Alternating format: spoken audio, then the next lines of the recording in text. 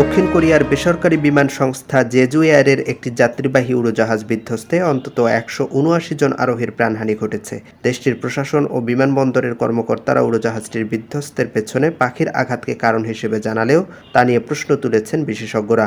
এর ফলে দক্ষিণ কোরিয়ায় প্রাণঘাতী এই বিমান দুর্ঘটনার কারণ নিয়ে এক ধরনের অনিশ্চয়তা তৈরি হয়েছে। মুয়ান আন্তর্জাতিক বিমানবন্দরের রানওয়েতে অবতরণের সময় ল্যান্ডিং গিয়ারের অনুপস্থিতি, ২ ইঞ্জিন বিশিষ্ট 737-800 বোয়িংয়ের বেলি ল্যান্ডিং এবং সম্ভাব্য পাখির আঘাতের ঘটনা ঘিরে যেসব প্রশ্ন দেখা দিয়েছে তার জবাব এখনও পাওয়া যাচ্ছে না। স্থানীয় গণমাধ্যমে প্রকাশিত ভিডিওতে উড়োজাহাজটির রানওয়েতে অবতরণের সময় ল্যান্ডিং গিয়ার দেখা যায়নি। রানওয়েতে দ্রুত গতিতে চলা উড়োজাহাজটিকে রানওয়ে থেকে ছিটকে পড়তে দেখা যায়। এর পরপরই সেটি রানওয়ের প্রাচীরে সজোরে আঘাত হানে।